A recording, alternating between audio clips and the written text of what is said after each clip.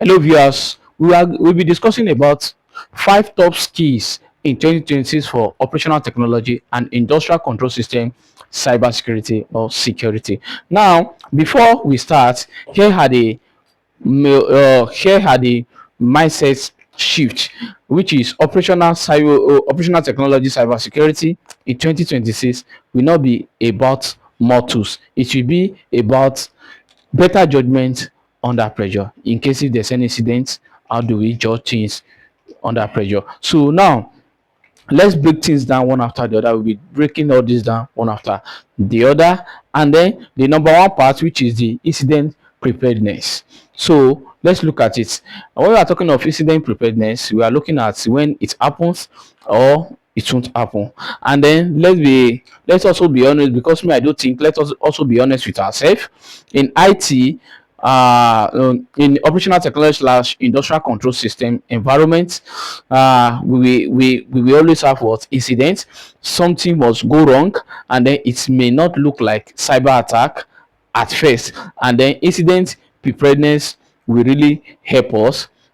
Now, what incident preparedness means is that once we are prepared for this, we already know who's to cause, we already know what not to shut down the operational technology devices systems that we don't need to shut down, and then we already know how to contain damage without causing more damage. And then in IT, incident response is all about what isolating system, restoring data.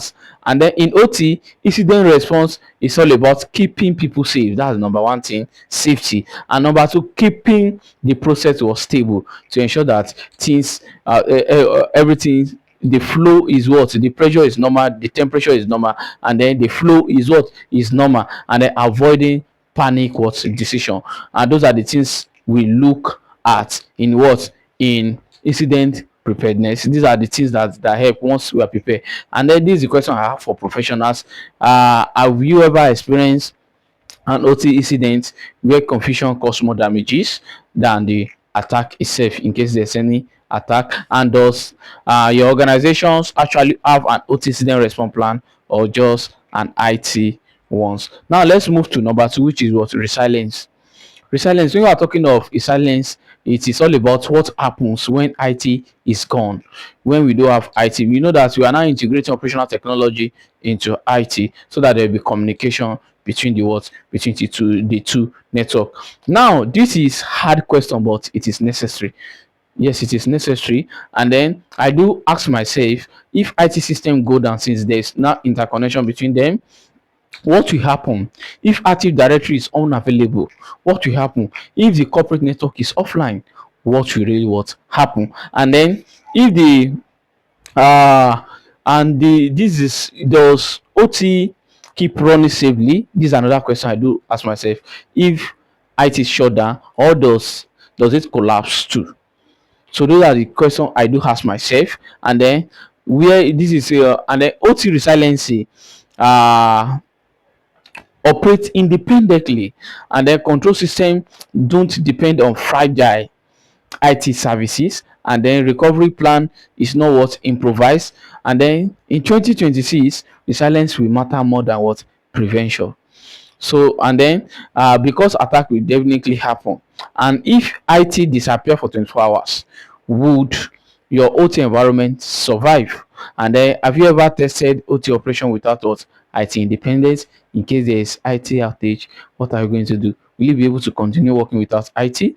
And then number three, we are going to discuss about OT slash cloud hybrid. Now here it is coming whether we like it or not. OT is being integrated into what? Into cloud.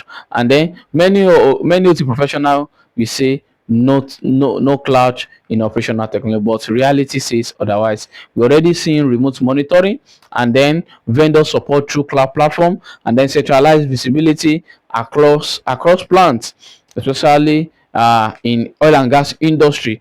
And then the risky is not saying no, the risky is saying let me help you do this securely. And then uh, understanding where cloud add values, knowing what must stay on premises, and designing secure what branding. Those are the things we look at when we are talking of integration of what, of OT, operational technology, and cloud together. Now, the question I do ask is it that is your OT environment already touching cloud, even indirectly? So now let's move to number 4, which is artificial intelligence. When we're talking of artificial intelligence, is the most most misunderstood skills here. Now, AI is not magic. AI is not a silver bullet, and AI introduce new risk.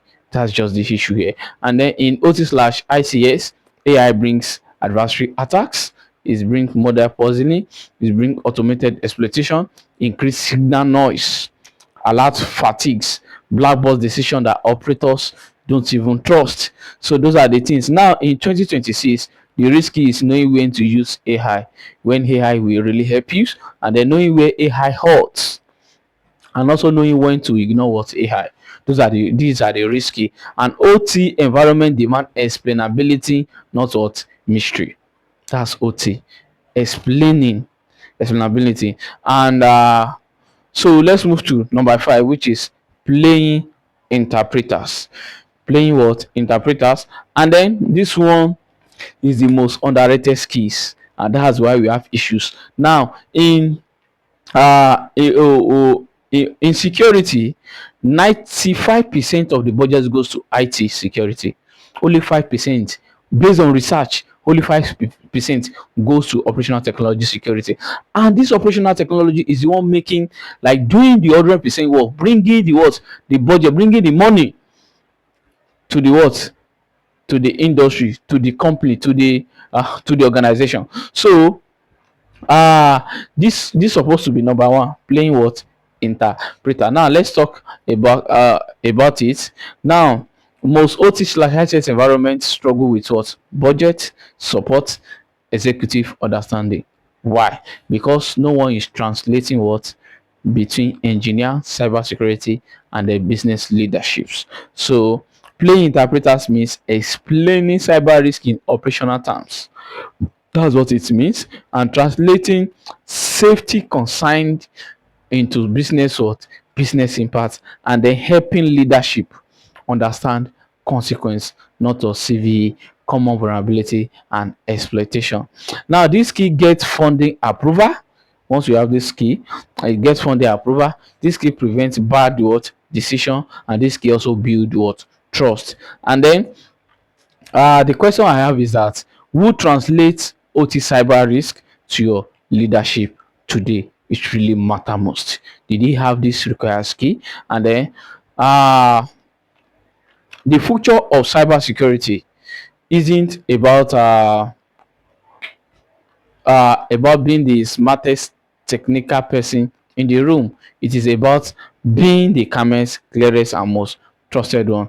And then the thing is that tools will change, threats will evolve, but judgment, communication, and resilience will what, will always matter. And then I will ask this question as the final question: which of these skills, which of these 5 skills do you think is the weakest in your organization today, and why? So thank you. My name is Adole Kade. I'm a certified cybersecurity analyst, and then you can reach out to KITS services for training in this field, operational technology, related to either pen testing, cybersecurity, OT, cybersecurity analyst, and so forth. Thank you.